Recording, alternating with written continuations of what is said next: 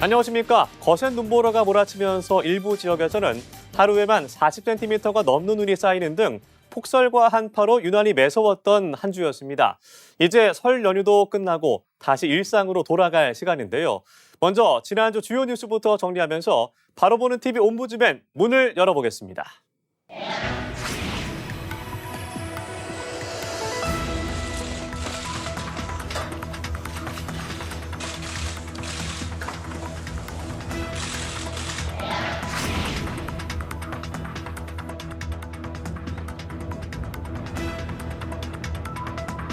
이게 마음이 너무 아프고 마음이 많이 안 좋죠. 어르신이고 애들이고.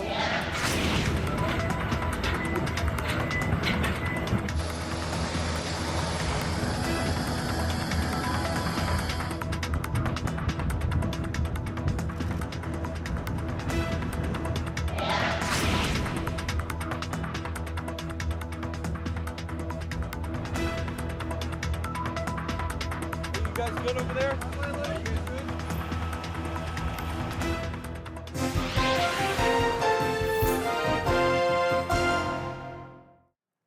한 주간 보도 내용을 짚어보는 연합뉴스TV를 말한다 안지연입니다. 탄핵 정국이 격화되면서 극단적인 진영의 논리와 비방이 담긴 현수막을 쉽게 찾아볼 수 있습니다. 지난해 1월 5개 광고물법 개정으로 줄어들었던 정당 현수막이 최근에는 지나치게 난립하고 있는 상황인데요. 도시경관을 해칠 뿐만 아니라 이를 바라보는 시민들도 피로감을 호소하고 있습니다. 지난달 25일 토요와이드에서 이에 대한 내용을 전했습니다. 보도는 최근 거리 곳곳에 자극적인 문구가 적힌 정당 현수막의 증가와 그 문제점을 짚어봤습니다. 보도에 따르면 이러한 현수막이 늘어나고 있는 원인으로 지속되는 탄핵 정국으로 인해 깊어지는 정치적 갈등을 지적했습니다. 또한 보도는 표시기간을 빈칸으로 두거나 표시기간이 끝난 뒤 철거하지 않는 등의 규제를 어긴 불법 현수막이 늘어나고 있는 현상도 주목했는데요. 정당 현수막 난립을 막기 위해 읍면동에 최대 2개만 허용하고 있지만 마포구 공덕동에서는 이를 위반한 똑같은 정당의 현수막이 최소 4개가 발견되었고 현수막을 몰래 고쳐 쓰는 꼼수도 적발됐다고 전했습니다. 이 보도는 탄핵 정국 속에서 증가한 불법 정당 현수막 문제를 짚어봤습니다. 정치적 메시지는 없고 서로에 대한 자극적인 비난이 난무해 시민들의 인상을 찌푸리게 합니다. 이러한 측면에서 이 보도는 불법 현수막으로 시민들이 겪는 불편함을 전하며 부정적인 측면을 강조했고 표시기간을 임의로 수정하는 등 편법 사례 등을 지적하며 관련 제도의 허점과 제도 개선의 필요성을 강조했습니다. 하지만 몇 가지 아쉬운 점도 있습니다. 보도는 서울시의 도시경관 담당자의 말을 통해 규정에 어긋난 현수막에 대한 설명을 전했는데요. 이를 해결할 수 있는 다른 구체적인 방안이나 다른 지역의 사례들을 추가적으로 다뤘다면 더 좋았을 것으로 보입니다. 아울러 이 보도는 정당의 규정 위반 현수막 게시에 대한 경각심을 높이기 위한 메시지를 전달하는 것으로 볼 수 있는데요. 실제로 현수막을 게시하는 정당에서는 규정 위반에 대한 실태 파악 여부와 규정 위반의 이유 등 정당의 입장이나 의견을 함께 전달했다면 그 효과를 더욱 높일 수 있었을 것으로 생각됩니다. 유통업계의 온라인 매출이 오프라인 매출을 넘어섰다는 이야기를 들어보신 적이 있을 텐데요. 소비 추세가 오프라인에서 온라인으로 넘어가면서 유통업계의 택배 경쟁이 과열되고 있습니다. 택배 업체마다 차별화 전략이 중요해지면서 당일 배송이나 새벽 배송 등 더 빠른 배송 서비스가 확대되고 있습니다. 지난주 연합뉴스TV에서는 이에 대한 내용을 다뤘습니다. 보도는 휴일 없는 택배사의 주 7일 배송 현상에 주목했습니다. 보도에 따르면 올해부터 주 7일, 공휴일과 일요일에도 택배 배송을 시작한 택배사로 인해 국내 이커머스 업체들도 제휴를 맺고 주말 배송 서비스를 도입하기 시작했습니다. 보도는 주 7일 배송으로 소비자들의 생활 편의와 온라인 판매자의 연 70일 이상 판매일이 확대될 것으로 전망한다는 한 택배업계 관계자의 의견을 전했습니다. 보도에서는 이러한 현상이 쿠팡과 경쟁 구도를 보이는 이커머스 업계의 배송 경쟁의 심화와 신선식품의 주말 배송이 가능해져 홈쇼핑과 식품업계는 환영의 뜻을 내비치고 있다고 덧붙였습니다. 이와 함께 소비자의 온라인 쇼핑에 대한 편리성을 강조하기 위해 주 7일 배송을 도입하는 회사들이 늘어날 것이라는 전문가의 설명도 전했습니다. 이 보도는 유통업계의 주 7일 배송 확산 현상을 다뤘습니다. 소비자의 측면에서는 편의성이 증가하고 온라인 판매자의 입장에서는 판매 기회가 확대된다는 것을 전하며 주 7일 배송으로 인한 장점을 소개했습니다. 이 보도에서는 소비자 편의를 위한 배송 서비스 확대를 강조하기 위해 주 7일 배송의 의미와 업계 동향에 대한 설명을 전문가의 견해를 통해 전달했습니다. 하지만 이 보도는 배송 서비스 확대에 대한 한쪽 입장에 무게를 둔 것으로 보이는데요. 이를 환영하는 입장도 있으나 반대하거나 우려를 표하는 입장도 있을 것으로 생각됩니다. 더욱이 택배기사들의 근무 형태 개선 등 구체적 대책 마련에 대한 필요성이 제기되고 있는 상황에서 이에 대한 내용을 다루고 있지 않다는 점도 아쉽게 느껴집니다. 추후 관련 보도에서는 다양한 입장을 둘러볼 수 있는 내용이 전달되길 바랍니다. 금연 정책과 캠페인이 지속되고 있지만 흡연율은 다시 상승하고 있습니다. 이 가운데 전자담배 사용 증가가 흡연율 상승 원인으로 지목되면서 전문가들은 흡연에 대한 건강상의 문제를 지적하고 있습니다.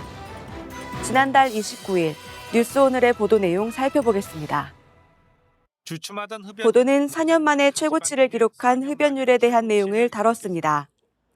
보도는 2023년 국민건강영양조사에서 담배를 피운다는 남성은 32.4%로 1년 전보다 2.4%포인트 늘었고 여성도 6.3%로 1.3%포인트 증가했으며 전자담배를 핀다는 응답자는 23.9%로 전년보다 1.8%포인트 증가했다고 전했습니다. 보도에 따르면 전자담배 인구가 늘어난 것이 흡연율 증가의 원인 중 하나라고 덧붙였고 같은 조사에서 금연을 결심하는 사람은 갈수록 줄어드는 추세를 보였다고 전했습니다. 또한 향후 1개월 이내 금연 계획에 대한 응답률은 2014년 24.7%에 달았던 것에 반해 13.1%로 나타났다고 설명했습니다. 이 보도는 최근 흡연율 증가와 전자담배 사용 확산에 대한 내용을 다뤘습니다. 흡연율 증가와 전자담배 사용에 대한 연관성을 다루어 금연 의지 감소에 대한 원인을 전달해 흡연율 증가에 대한 경각심을 높였습니다.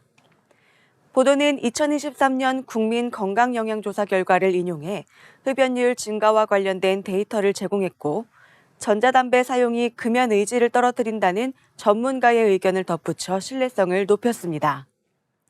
그러나 통계 자료를 바탕으로 내용을 전했다는 점에서는 보도의 신뢰성을 높일 수 있었지만 이를 둘러싼 다양한 관점이 제시되지 않았다는 점에서는 아쉬움이 남습니다.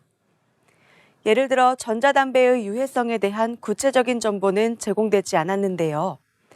시청자들이 전자담배의 위험성을 충분히 인식하기에는 한계가 있을 것으로 보입니다. 이와 함께 보도는 연초와 전자담배 모두 건강에 해롭다고 강조하고 있습니다. 하지만 실제 흡연자들은 이를 어떻게 인식하고 있는지에 대한 내용은 제시되지 않았는데요. 전자담배가 덜 해롭다고 생각하는지, 단순히 편의성 때문에 사용하는지 등에 대한 내용이 함께 전달되었다면 더욱 효과적이었을 것으로 보입니다. 흡연자와 비흡연자의 갈등 완화를 위한 흡연구역을 쉽게 찾아볼 수 있는데요. 일부 지자체에서는 공공장소에서의 간접 흡연 문제를 해결하기 위해 다양한 형태의 흡연구역을 도입하고 있습니다. 지난달 30일 오전 8시 뉴스에서는 이에 대한 내용을 전했습니다. 보도는 서울 서초구에서 전국 최초로 만들어진 개방형 흡연구역에 대한 내용을 전했습니다.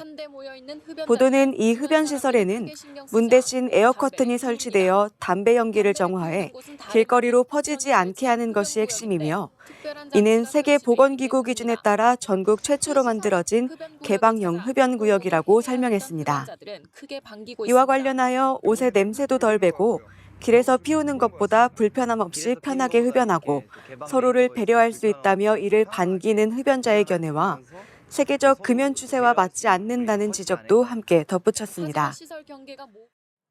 이 보도는 새로운 형태의 흡연구역 설치에 대해 전했습니다.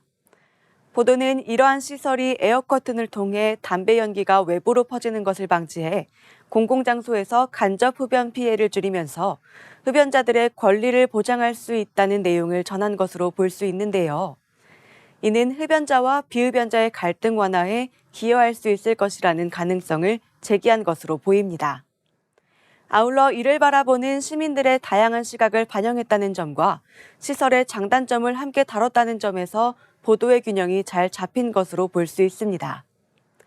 하지만 흡연자와 비흡연자의 상생을 목표로 설치하는 다른 지자체의 흡연구역 설치 사례와의 비교도 함께 다뤘다면 조금 더 깊이 있는 보도가 이루어졌을 것으로 생각됩니다. 대표적으로 서울 성동구에서는 밀폐형 음압시설을 갖춘 흡연 부스를 운영하고 있는데요. 두 지자체의 흡연구역에 대한 접근 방식의 차이 비교와 시민들의 반응 등을 함께 전달했다면 개방형과 밀폐형 흡연구역의 장단점을 보다 명확하게 전달할 수 있었을 것으로 보입니다. 이와 함께 추후에는 이러한 흡연구역의 효과성을 더욱 잘 살펴볼 수 있도록 심층적인 분석이 이루어진다면 정책 방향 설정에 도움이 될 수 있을 것으로 보입니다.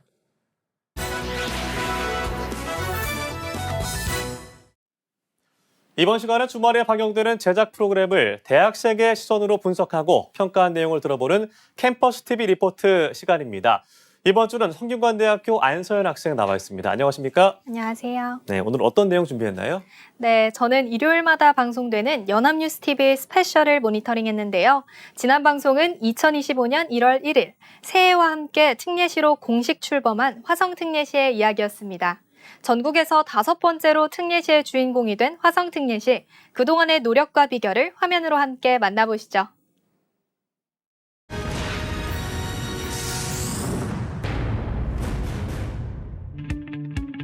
인구 소멸이라는 인구가 줄어드는 현상이 계속되는 가운데 화성특례시는 이러한 저출생 문제를 극복하기 위해 다양한 방안을 마련했습니다. 그 첫째가 그중 하나가 바로 교육인데요. 무엇보다 아이를 잘 돌보고 교육하기 좋은 환경이 갖춰져야겠죠? 화성특례시는 화성특례시만의 교육 시스템을 구축했는데요. 이곳은 전국 최초로 시작된 여기서 돌봄 사업의 공동육아 나눔터 11곳 중 한 곳입니다. 저출생 문제를 해결하기 위해 진행되고 있는 화성형 아이 키움터는 부모가 만 12세 이하의 자녀들을 데려와 함께 공간을 활용하고 다른 부모들과 육아 정보를 공유할 수 있는 장소입니다. 가정에서 이루어지는 돌봄 서비스를 관내 공동육아 나눔터로 확장해서 아이 돌보미의 가정 방문 부담도 덜어주는데요. 다양한 장난감과 아이들의 발달 교육에 도움되는 도구들이 많습니다. 부모님들의 반응도 좋은데요. 매번 같은 공간에서 아이가 혼자 노는 것보다 공동육아 나눔터에서 다른 아이들과 교류하며 노는 것이 장점이라고 합니다. 이용 방식도 간편한데요. 아이돌봄 서비스 홈페이지에서 회원 가입 후 이용하고 싶은 지점과 시간을 신청하면 맞춤형 돌봄 서비스를 제공받을 수 있습니다. 만 12세 이하 아동이라면 누구나 이용할 수 있는 아이돌봄 서비스, 어떻게 시작된 것일까요? 부모가 없는 동안 외부인이 가정에 방문하면 다소 불편한 부분이 생기는데요. 그런 단점을 보완해 아이들의 안전이 보장된 외부 공간에서 아이들을 돌볼 수 있는 공동육아 나눔터를 만들게 된 것입니다. 부모님들의 만족도는 어떨까요? 가정의 사생활을 보호받을 수 있고 아이도 새로운 장난감을 접할 수 있어 아주 만족스럽다고 합니다. 그리고 아이도 전국 1위의 외국인 노동자 수를 자랑하는 화성특례시. 7만 명이 넘는 외국인이 거주하고 있고 이주 노동자 비율 또한 전국 평균보다 높다고 합니다. 제조업 공장이 많은 화성특례시 경제를 이끄는 중요한 인력입니다. 이들의 자녀인 이주 배경 청소년들을 위한 공간도 있는데요. 글로벌 청소년 센터에선 낯선 문화에 잘 적응할 수 있도록 여러 프로그램을 제공하고 있습니다. 화성특례시의 이주 노동자 비율이 높아짐에 따라 이주 배경 아동과 청소년을 위한 한국어 교육 프로그램도 진행하고 있는데요. 한국어 교육뿐만 아니라 맞춤 상담도 가능합니다. 고향이 아닌 곳에서 정서적으로 불안하지 않도록 미술 치료, 언어 치료 등 여러 치료 프로그램 또한 준비되어 있습니다. 이곳은 바로 찾아가는 화성시 돌봄 의료센터입니다. 주민들이 골고루 의료 혜택을 받기 위해 생겨난 곳인데요. 화성특례시 주민이라면 누구든지 방문 의료 신청을 할 수 있습니다. 의사, 간호사, 사회복지사, 물리치료사로 구성된 돌봄 의료팀이 찾아간 곳은 치매와 당뇨 환자가 있는 가정집입니다. 환자의 상태에 따라 적어도 2주에 한 번씩은 방문한다고 하네요. 정기적인 방문 진료로 환자의 컨디션도 매우 좋아졌다고 하는데요. 혈당 관리부터 재활 운동까지 의료진들의 도움에 요양보호사도 많은 정보를 얻습니다. 환자의 생활 환경도 체크해서 개선이 필요한 부분은 다른 기관과 연결해 주는데요. 덕분에 찾아가는 의료 돌봄 서비스의 만족도는 매우 높다고 합니다. 거동이 불편한 환자를 데리고 병원까지 직접 가지 않아도 돼서 부담이 줄어든다고 하네요. 초고령화 사회에 진입하면서 의료 취약계층이 매년 늘어나고 있는 화성특례시. 이러한 문제를 해결하기 위해 생겨난 것이 밀착 의료 돌봄 서비스입니다. 1차 의료기관에서 생기는 빈틈을 메꾸는 역할을 하는데요. 돌봄 의료팀의 방문 진료와 더불어 상급병원 연계까지 도움받을 수 있습니다. 최근까지 500건에 달하는 방문 의료 서비스가 제공되었다는데요. 주민들이 살고 싶은 도시로 만드는 이러한 노력이 화성시를 화성특례시로 만든 이유인 것 같습니다. 화성군에서 화성시가 된 2001년 당시 인구수는 21만 명, 20여 년 만에 인구수 100만 명을 넘어섰는데요. 2년간 100만 명 인구를 유지한 화성은 전국 5번째로 특례시가 되었습니다. 인구 100만 화성 특례시가 될 수 있었던 비결 중 하나인 양질의 일자리. 현재 전국에서 가장 많은 기업이 화성 특례시에 위치해 있는데요. 중소기업을 위한 체계적인 지원 시스템 또한 마련돼 있습니다. 스타트업 공간 제공부터 시제품 지원, 글로벌 진출을 위한 육성 사업까지 다방면으로 지원하고 있는데요. 덕분에 눈에 띄는 성과를 보인 기업들도 있다고 합니다. 로봇 비전 소프트웨어를 만드는 회사인 이곳은 사업 초기에 장소 지원과 여러 멘토링을 받아 성장할 수 있었다는데요. 인큐베이팅 센터에 있으면서 창업을 준비하고 있는 다른 대표들과 교류하면서 시너지를 낼 수 있었다고 합니다. 저와 같은 환경에 노출된 대표님들하고 같이 초기 기업들의 도전을 응원하고 도와주며 양질의 일자리를 창출하게 된 화성특례시. 지금도 동서균형 발전으로 도시 경쟁력을 끌어올리려고 노력 중인데요. 저출생 시대 화성특례시가 100만 인구를 달성할 수 있었던 건 바로 사람을 위한 노력이었습니다. 아이들이 잘 성장할 수 있도록 돌봄 서비스를 개선하고 외국인 노동자들의 적응을 위한 프로그램과 청년들을 위한 창업 지원 정책을 제공하며 성장하고 있는데요. 지금까지 100만 개의 꿈이 있는 도시 화성특례시였습니다. 네, 모니터링한 내용 잘 봤습니다. 서현 학생은 이번 연합뉴스 TV 스페셜을 보면서 어떤 점이 가장 인상 깊었나요? 네, 저는 22년이라는 짧은 시간 만에 21만 인구에서 100만 인구로 성장한 화성특례시의 다방면적인 노력이 기억에 남는데요. 아이가 있는 부모님들이 필요한 돌봄 서비스, 사회 취약계층을 위한 의료 방문 서비스, 또 외국인 근로자들에겐 한국어 교육 등 이 맞춤형 혜택을 제공한 것이 인상 깊었습니다.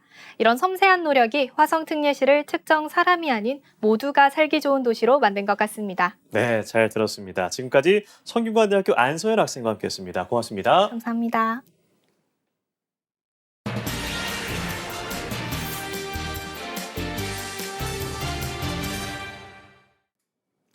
(4년) 만에 백악관에 다시 돌아온 도널드 트럼프 미국 대통령.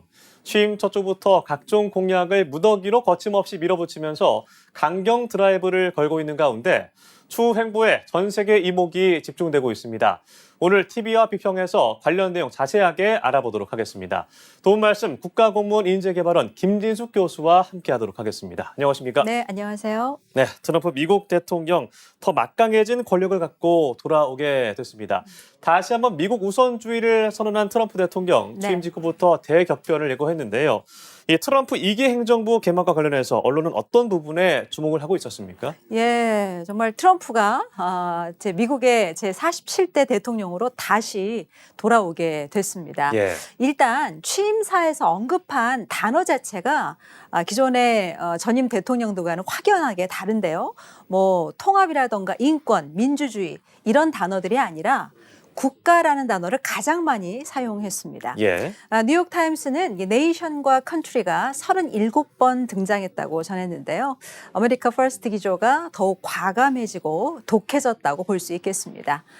트럼프는 이미 취임 전부터 영토 확장 공세인 돈로 독트린과 또 미국을 다시 위대하게라는 마가 구호를 외치면서 세계를 긴장 상태에 몰아넣었죠.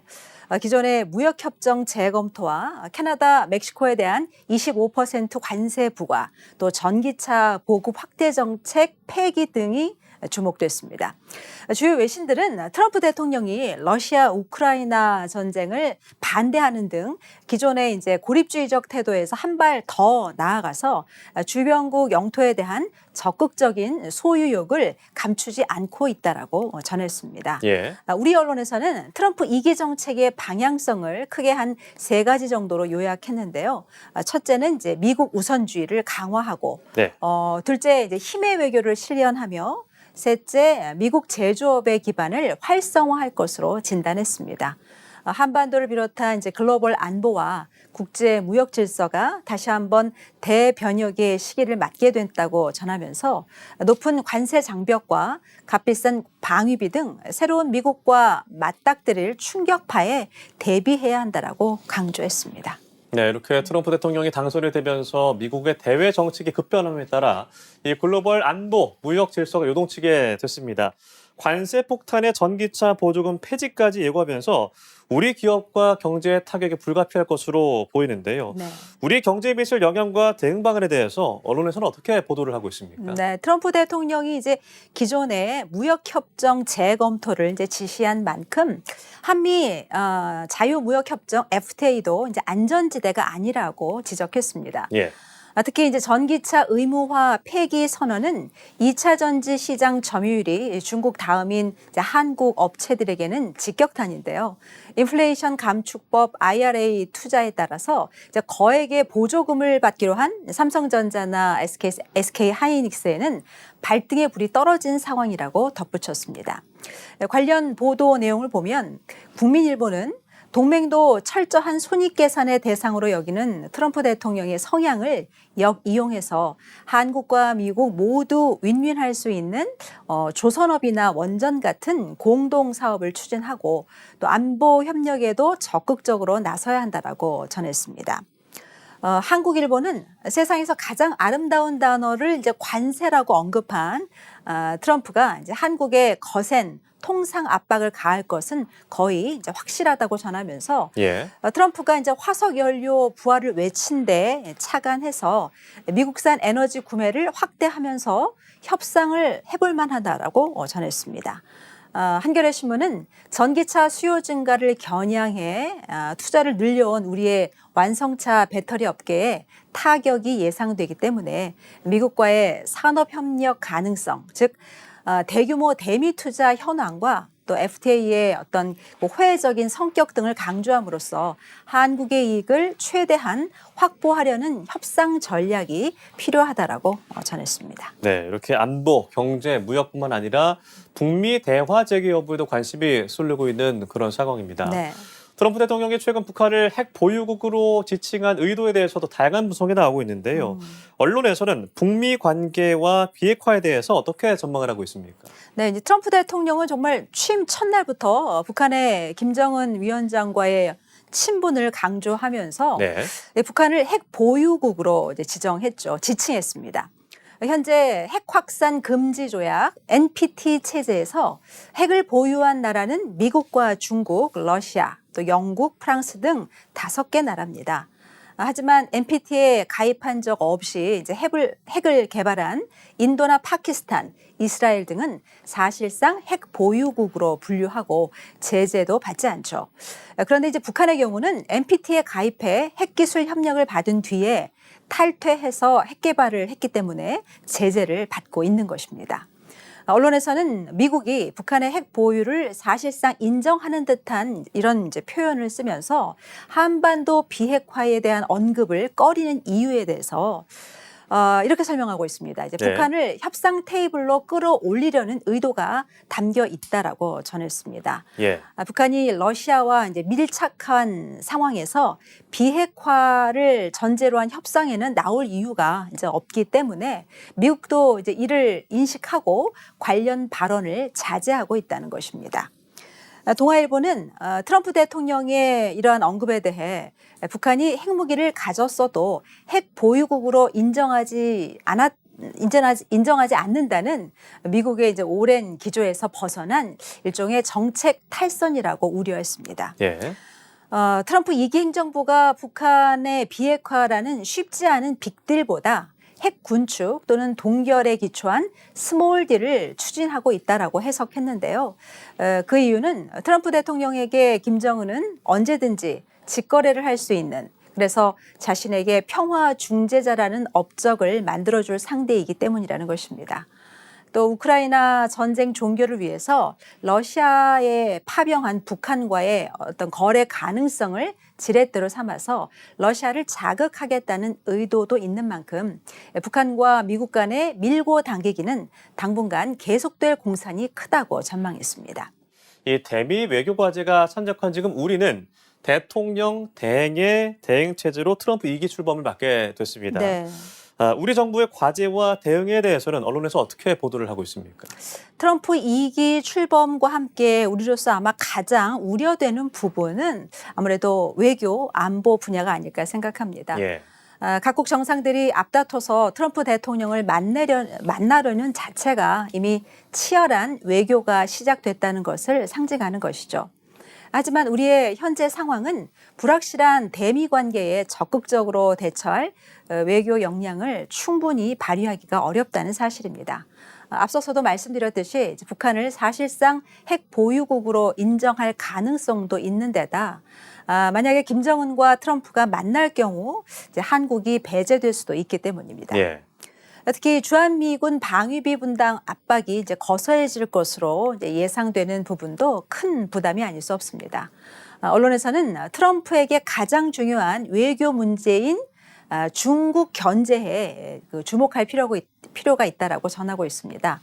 트럼프가 파나마 운하와 또 그린란드에 눈독을 들이는 것도 결국은 중국 때문이라서 한반도의 지정학 위치를 강조하면서 국익을 극대화하는 전략이 필요하다라고 전했습니다.